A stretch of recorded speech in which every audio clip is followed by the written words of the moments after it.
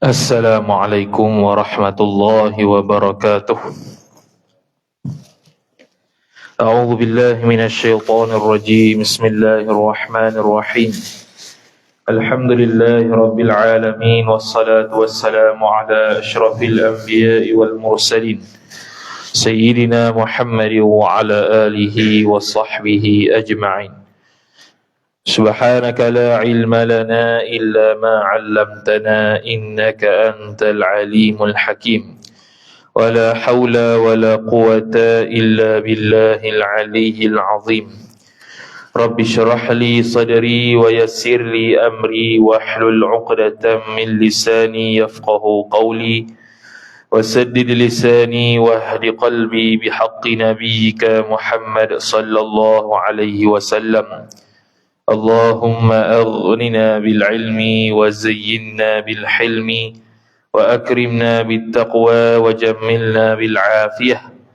Nawayna at-ta'alluma wat ta'lim wat tadhakkura wat tadhkir wan naf'a wal intifa' wal ifadata wal istifadah wal hath 'ala at-tamassuk bi kitabillahi wa sunnati rasulih sallallahu alaihi wasallam.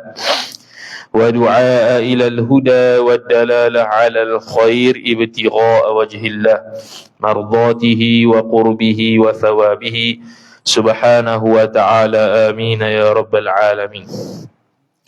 Kitab Pati Munyatul Musalli, kitab Jawi, muka surat 28, baris yang keempat daripada atas.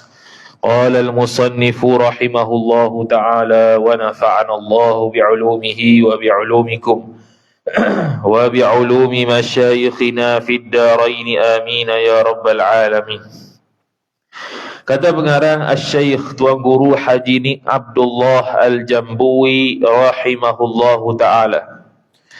Keenam, sunat mengekal tilik pada tempat sujud dan mengekalkan akan khusyuk, yakni tetap hati anggota.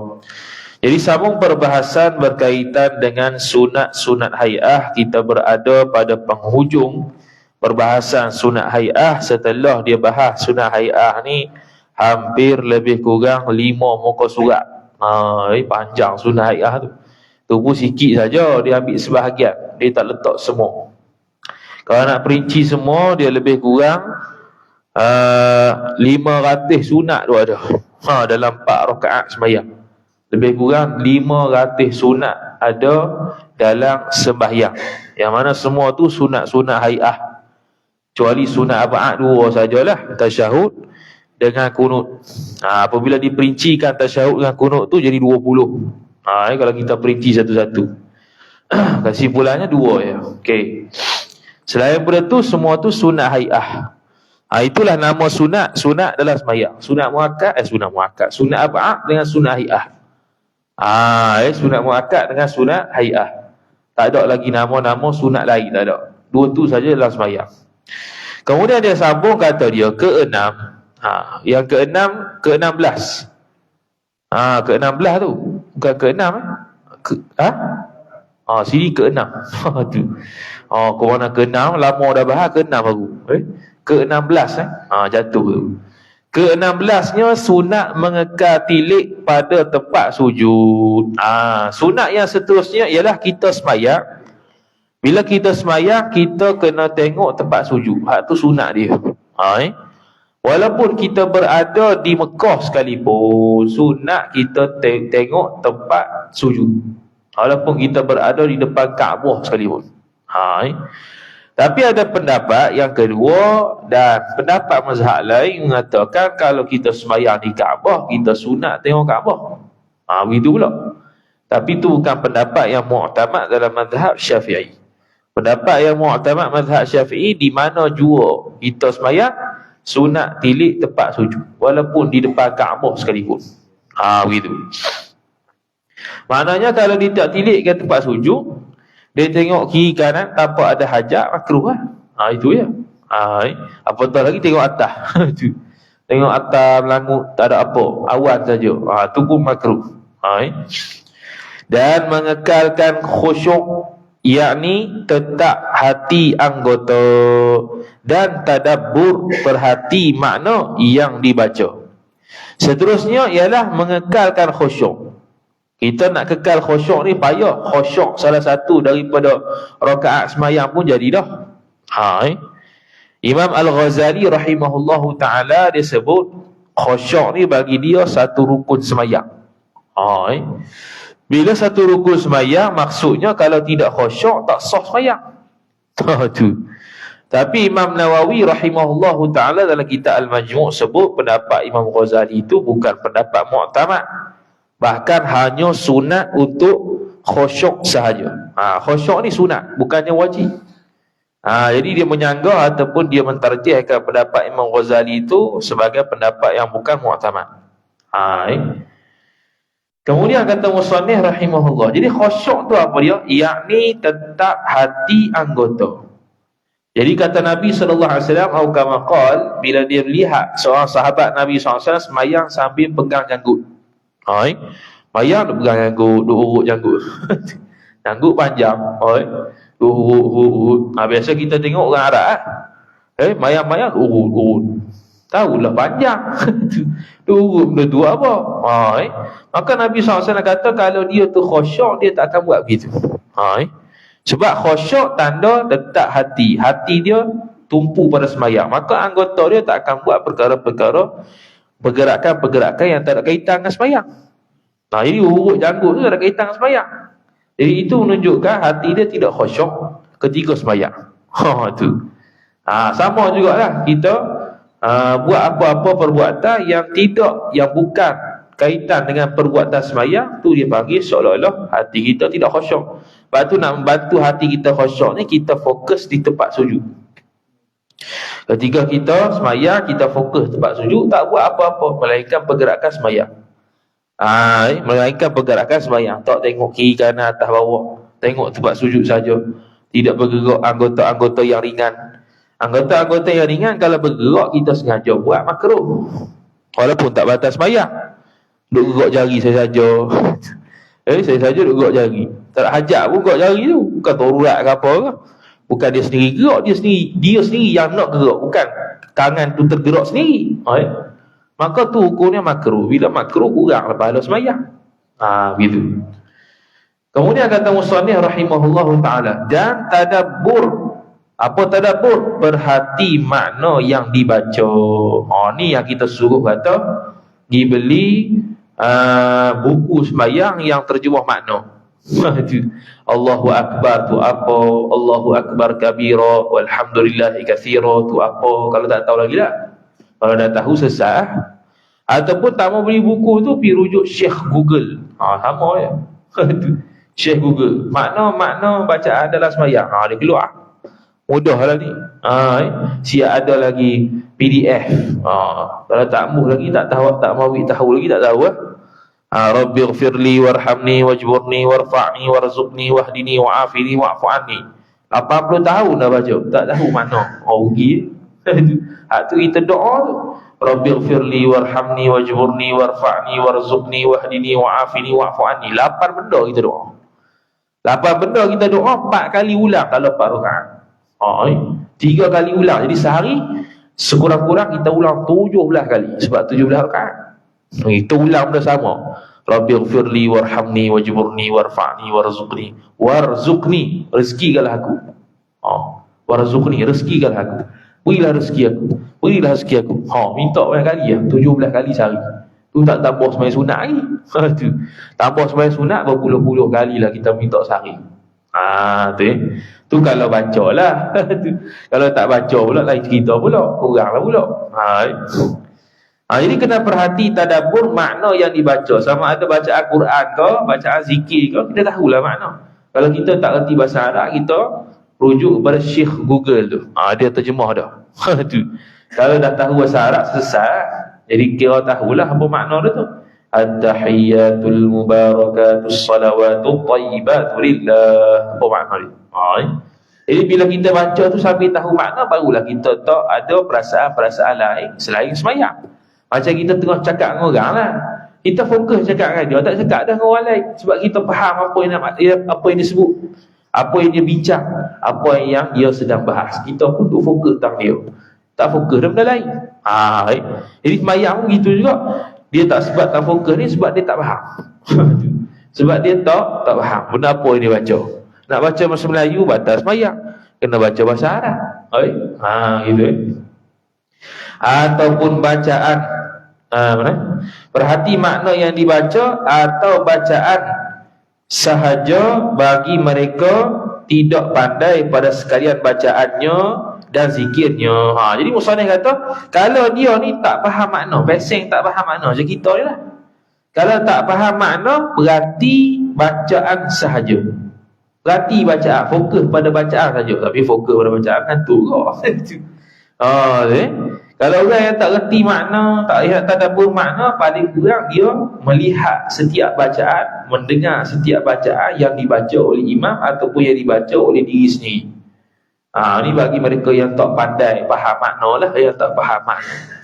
Jadi berarti mungkin dalam sembahyang tu kita tengok tajwid tu imam. Kalau tak tahu lah. Tapi kalau tengok tajwid tu imam, jadi penggeritik lah pulaknya. Tak kena tu imam ni. Orang him, dia him. Habis kita ni. Orang alaihim, dia alaihim. Orang assalamualaikum, dia assalamualaikum. Ada seorang ustaz dia jawab gini, kita sebut assalamualaikum,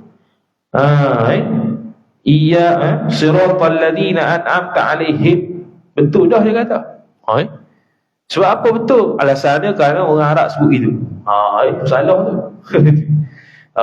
Orang Arab sebut itu belum tentu betul. Tu kaedah dia. Orang Arab sebut belum tentu betul, sebab orang Arab bukan semua pandai. Kalau orang Arab tu semua orang pandai, dia tak payah ngaji lah. Kita dalam ngaji. Dalam bahasa Arab tidak ada him, tak ada he, tak ada hi, ada ha alif, ha bagi bawah, mi mati, him lah. Mana himnya? Him tu imalah dia panggil. Kalau him bagi bawah, him tu imalah. Macam kita baca majriha, majriha ni alaihim. Cuma bezanya dia mati ya. Majriha tu sebab dia nak sambung majriha. Kalau kita jadi mim, majrim, sama alaihim. Dia jadi imalah gitu. Itu imalah bukan bagi bawah. Bagi bawah bukan imalah. Tu. Sama juga assalamualaikum. Dia kum bukan kum. Tu pun payah. Tapi kalau buat begitu pun tak batas sembahyang pun. Cuma tak sempurna lah bacaan tu. Tu saja. Tak sampai tahap batas sembahyang. Cuma jawapan kata kerana orang Arab suruh gitu, tak betul lah. Tak tepat. Kemudian kata musannif rahimahullahu ta'ala, dari ke-6, okey.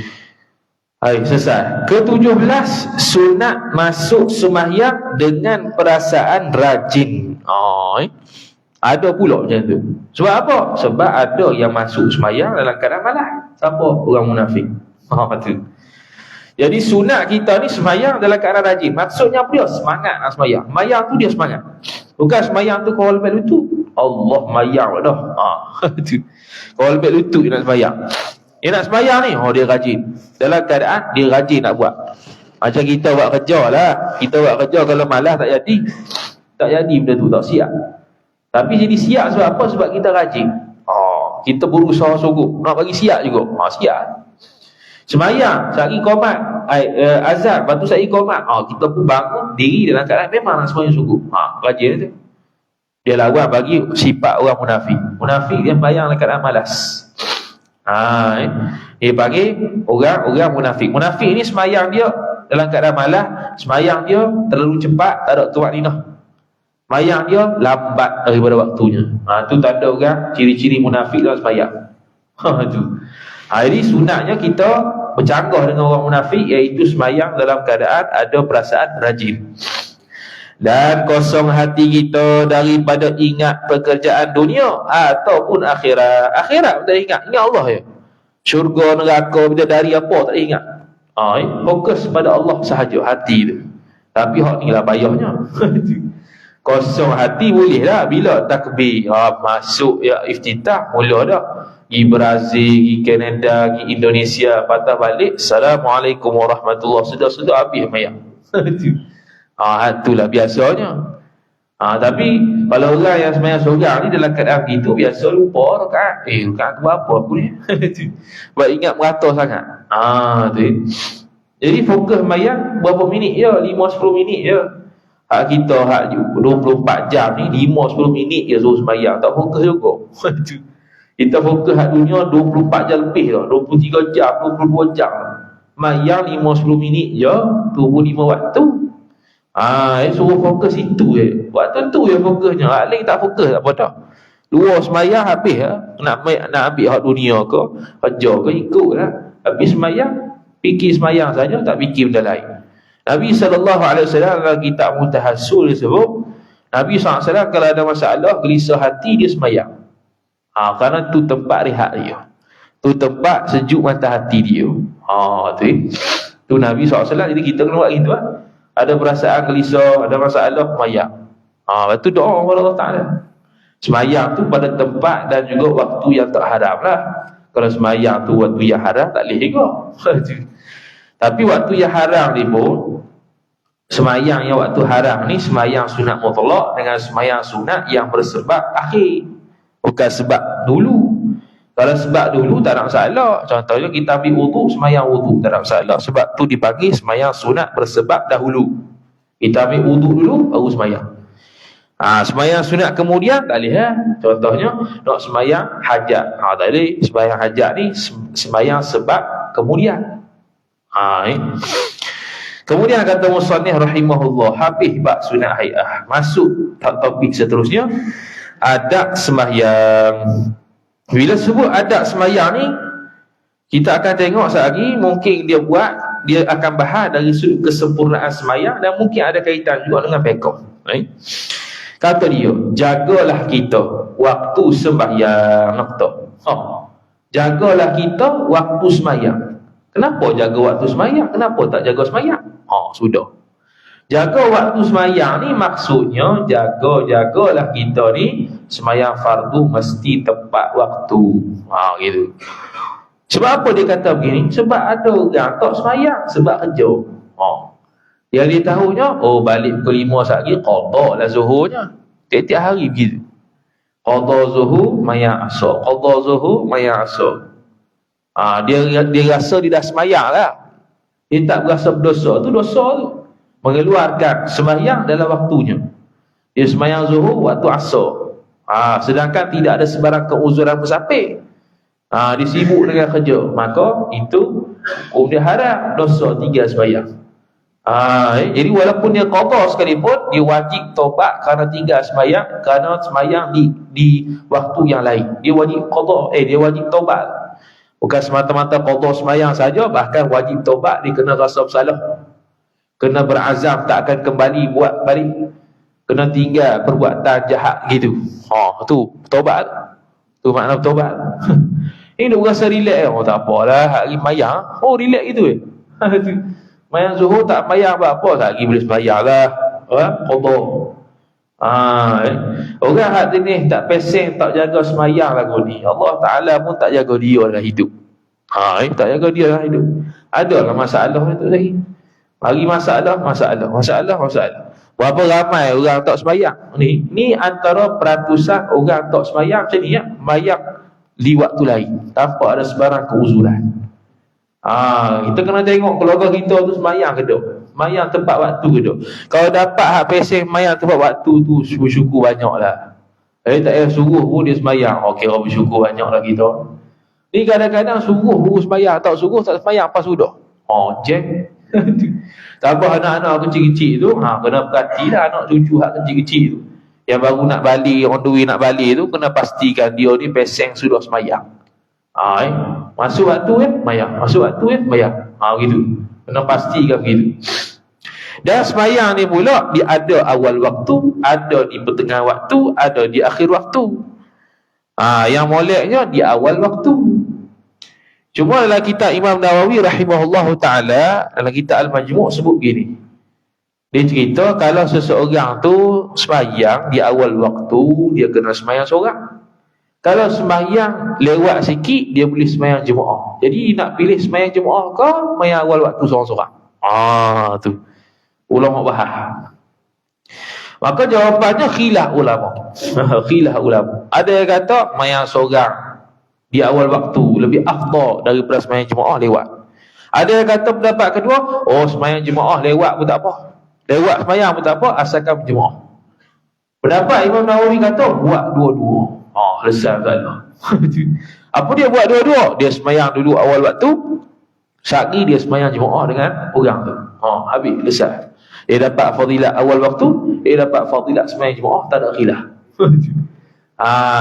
Tu dia panggil sembahyang i'adah lah. Sembahyang kedua tu sembahyang ulang. Boleh, tak ada salah. Sembahyang ulang dia panggil. Sama lah juga contohnya kalau isteri kita ada kat rumah, dia tak sembahyang jemaah, kita sembahyang jemaah, balik sekali kita sembahyang jemaah dengan dia, boleh? Sebab dia tu tak sembahyang jemaah sini, dia nak sembahyang rumah, tak ada, dia sembahyang rumah, sembahyang seorang.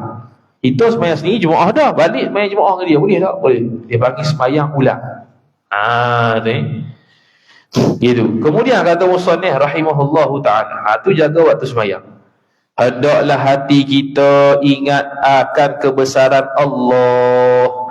Hati ingat ketika sembahyang tu, ingat kebesaran Allah Ta'ala. Kebesaran apa ni? Darjat pangkat Tuhan. Bukan zat Allah besar pendek, besar kecil, bukan. Kebesaran Allah ni, pangkat Allah tinggi, pangkat dia Tuhan melebihi segala-galanya. Kekuasaan Allah melebihi segala-galanya. Gitu. Tuhan tu, Allah tu Tuhan yang kita sembah. Yang kita sembah ni bukan bermaksud semata-mata sujud rokok saja. Sembah di sininya yang kita patuh dan taat. Tuhan yang kita patuh dan taat perintah dia. Dia suruh puasa, kita puasa. Dia suruh taat suami, kita taat suami. Dia suruh nafkah isteri, kita bagi nafkah isteri. Dia suruh pergi haji, kita pergi haji. Tu kita sembah dia, tu kita taat segatuh-gatuh dia dan meninggalkan larangannya. Tu sembah Allah Ta'ala. Cuma zahir sembah Tuhan, kezahiran ataupun kenyataan menyembah Tuhan secara zahir anggota badan kita ialah ketika sembahyang, ketika rukuk dan sujud. Tu secara jelas kita sujud kepada Allah Subhanahu wa ta'ala, kita merendahkan diri pada Allah Subhanahu wa ta'ala. Dan juga dalam sembahyang kita hendaklah beri nyata sebenar-benar khusyuk. Dalam sembahyang hendaklah beri nyata, beri jelas, betul-betul khusyuk dalam sembahyang. Seperti mana kita khusyuk dalam dalam tengok bola tu, khusyuk juga dalam sembahyang. Ingat alhamdulillah, payah. Jadi bila payah kita kena ada latihan. Jangan kata payah tak buat langsung. Dah kena latihan lah. Kita tak pernah khusyuk, jadi kita latihan. Aku rakaat pertama waktu Fatihah kena khusyuk. Hak lain tak khusyuk, tak apa lagi. Hak tu lunak. Jadi Fatihah rakaat pertama lah kita khusyuk. Dah lama khusyuk situ, angkat sikit, upgrade sikit. Aku nak khusyuk rakaat pertama Fatihah serta rukuk. Tu ya kita buat 40 hari 40 malam. Hak lain tak khusyuk pun. Sehingga akhirnya kita dapat khusyuk sampai ke tasyahud akhir. Gitu. Tu cara nak riyadhah, cara nak latih diri menyempurnakan ibadat. Slow. Kita ni bukan Nabi, bukan Rasul. Jadi kita orang biasa, jadi kena latihan lah. Macam orang nak sembahyang nak sembahyang duha 12 rakaat. Tak boleh. Dia mesti ada latihan untuk dia istiqamah 12 rakaat tu.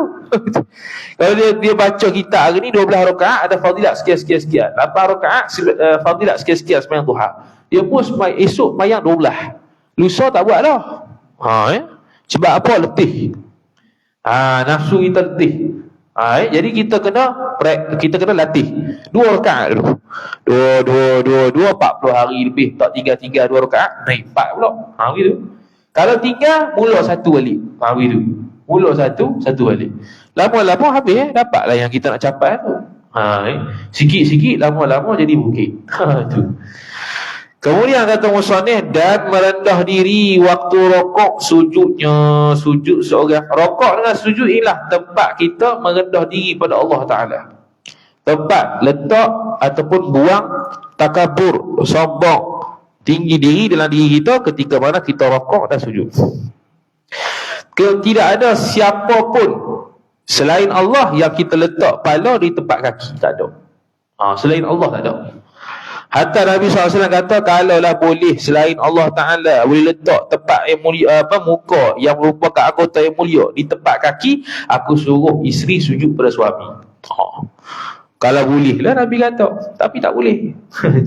Hanya sujud tu pada Allah Ta'ala. Siapa yang sujud kepada seseorang, walaupun wali kutub sekalipun, kalau tidak i'tiqad ubudiyah, kehambaan kepada orang tu, hukum dia haram. Sujud.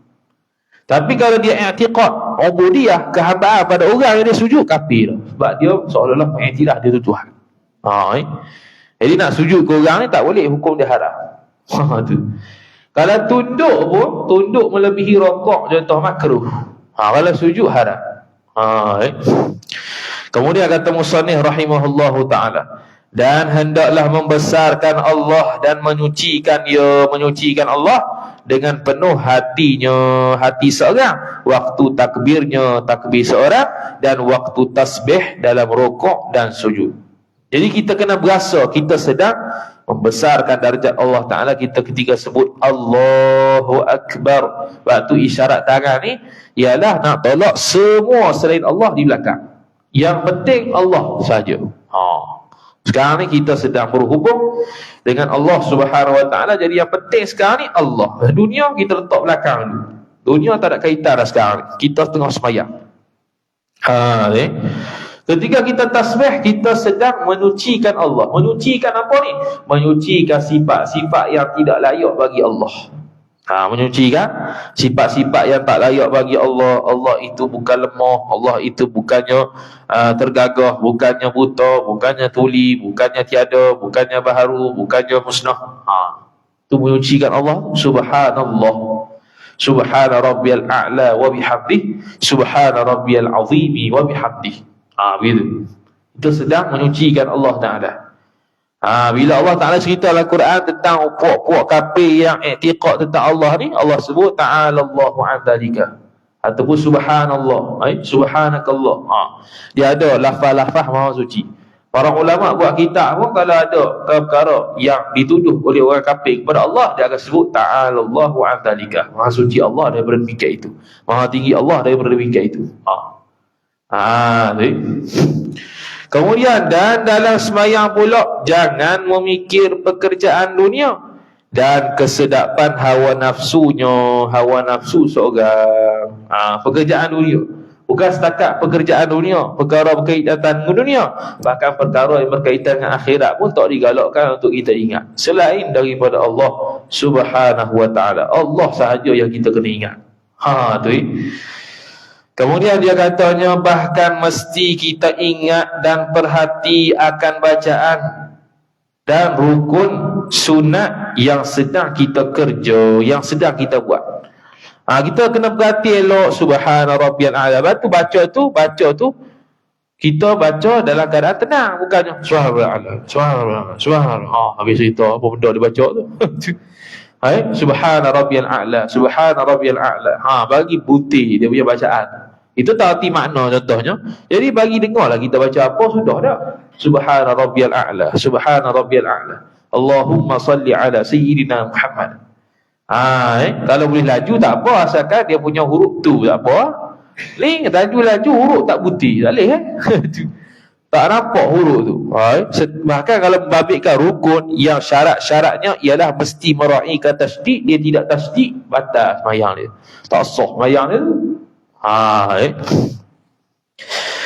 Kemudian kata musannif rahimahullahu ta'ala, dan menunai pekerjaan sembahyang seperti yang disuruh oleh Allah.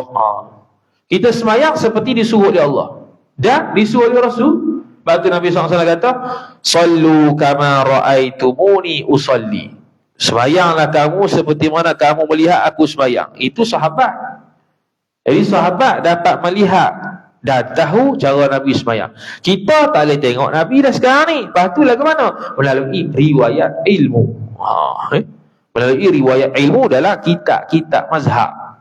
Sebab tu kita mazhab Syafi'iyah, kita pun tilik macam mana Nabi sallallahu alaihi wasallam sembahyang menurut kefahaman yang difahamkan ulama dalam mazhab Syafi'i. Sebab nak tilik hadis sendiri, Quran sendiri, nak buat hukum sendiri, kita tak ada kemampuan. Kita tidak ada kemampuan sebab kita tak ada ilmu nahwu, ilmu sarah, ilmu balaghah, ilmu badi', ilmu bayan, ilmu istiqaq, ilmu wada', usul fiqh, tauhid. Tak ada. Ilmu alat tu tak ada. Jadi kita nak faham Quran lah ke mana? Tu. Nak faham hadis lah ke mana? Jadi tak ada kemampuan. Bila tak ada kemampuan, kita mengaji fiqh terus direct kepada hukum. Hukum fiqh dia tak wajib tahu dalil. Dan kalau tahu dalil pun tak ada faedah apa. Dia tahu dalil boleh buat apa? Tak boleh buat apa. Dia tahu dalil pun tak boleh buat apa. Ibarat orang yang tak erti masak, orang bagi dia bahan mentah. Dia boleh buat apa? Tak boleh buat apa kok. Tengok je. Ataupun nak cuba masak dengan bahan mentah tu boleh. Jadi hancur lepuh lah. Tu ya. Dia main tuk je. Tuk buang lah, periuk. Apa-apa. Lari tak jadi apa. Dia tak erti masak. Dia bahannya erti tengok bahan mentah, tak erti masak. Jadi kalau chef ataupun orang yang reti masak, tolong masak, kita tolong makan. Sedap.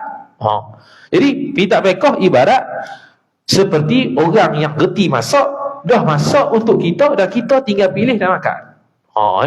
Tak payah buat dah sebab kita tak reti masak.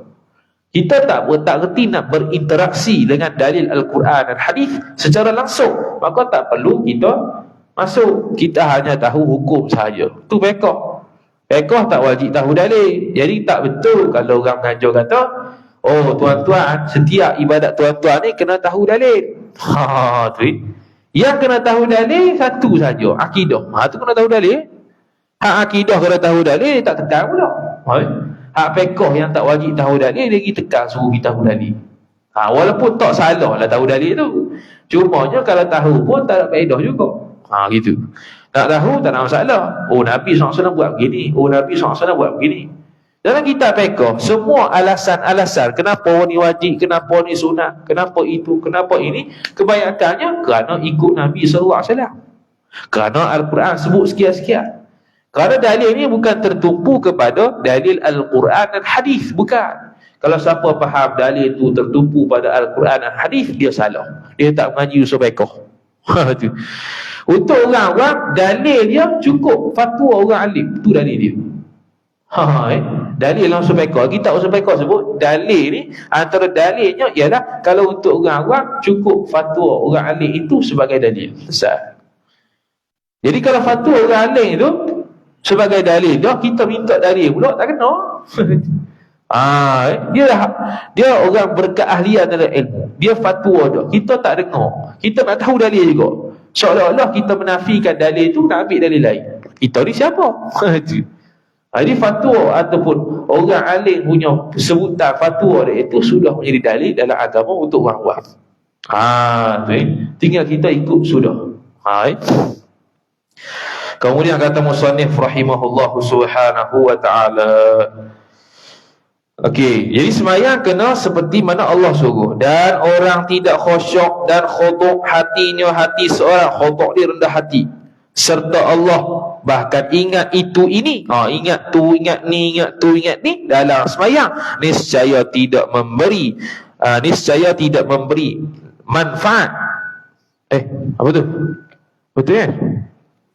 Niscaya tidak memberi manfaat dan tidak memberi faedah bagi diri seorang tadi pada sembahyang itu. Tak ada faedah, tak beri manfaat. Kenapa tak ada faedah? Sebab dia sembahyang dalam keadaan tak ingat Tuhan. Dia sembahyang dalam keadaan tak ingat Tuhan. Bila tak ingat Tuhan, dia sembahyang dalam keadaan tidak seperti mana disuruh oleh Allah dan Rasul. Habis. Kemudian kata musannif rahimahullahu ta'ala, tetapi mudarat orang yang tak khusyuk dan khudu' dalam sembahyang ni dan siksa tu terlebih hampir kepada mereka itu orang yang tidak khusyuk dan khudu' tadi. Sembahyang dalam keadaan lalai. Cumanya mungkin kita boleh kata gini, yang berasa hampir bersiksa dan mudarat ni bagi orang yang dekat dengan Allah Ta'ala. Dari sudut fiqh sah dah, dia tak khusyuk pun, tak tahu makna, dia mikir sana sini. Dari sudut fiqh sah dah, pahala tu kurang. Tapi menurut orang yang dekat dengan Allah, dia buat solat tu dosa.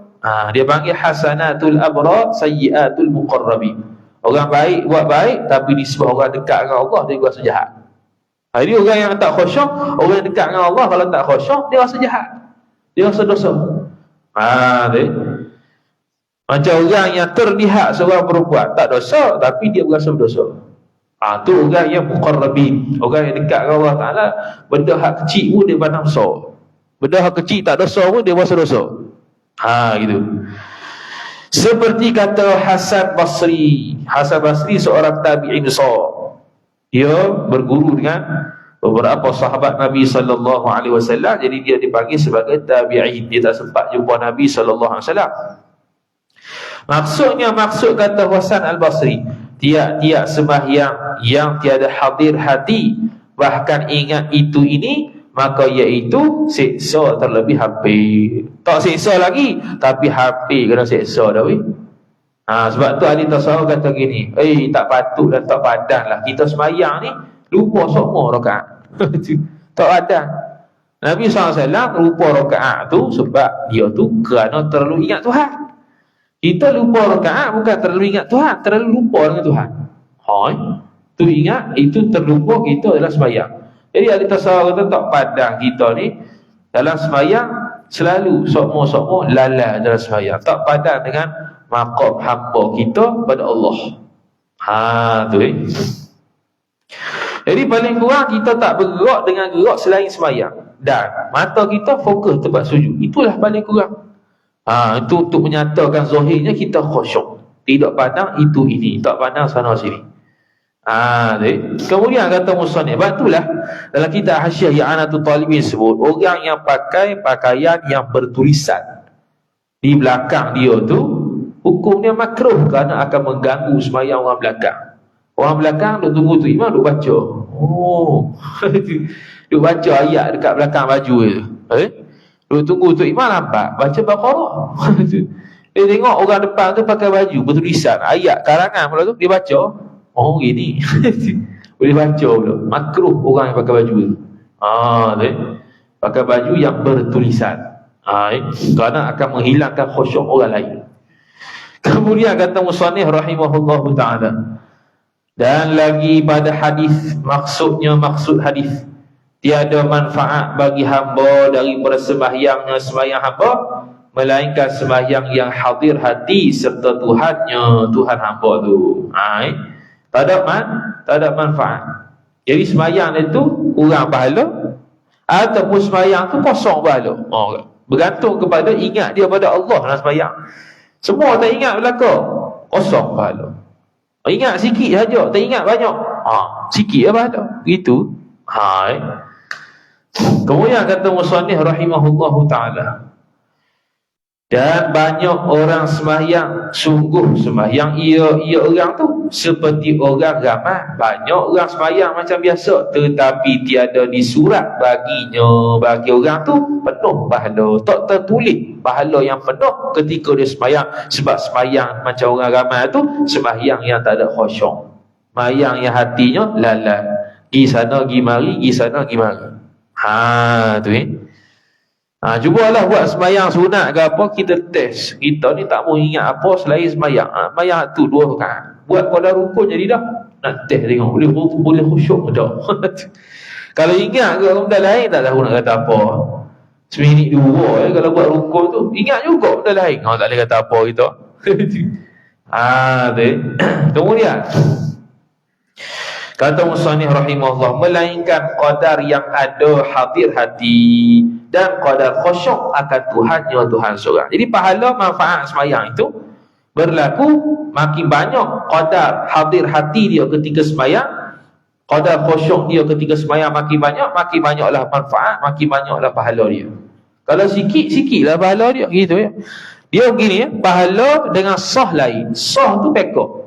Benda sah tak semesti berpahala, tapi orang yang berpahala mesti sah. Gitu.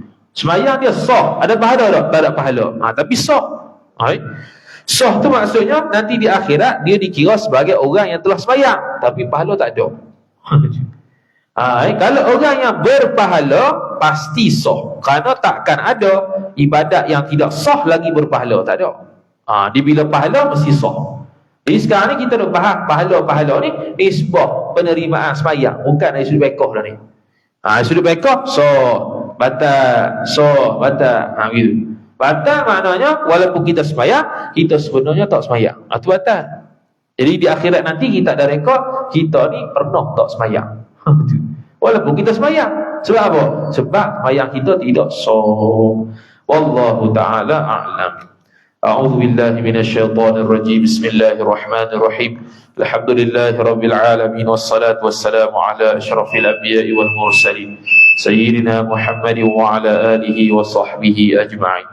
اللهم زدنا علما وارزقنا فهما اللهم زدنا علما وارزقنا فهما اللهم زدنا علما وارزقنا فهما وصلى الله على سيدنا محمد وعلى آله وصحبه وبارك وسلم والحمد لله رب العالمين والسلام عليكم ورحمة الله وبركاته.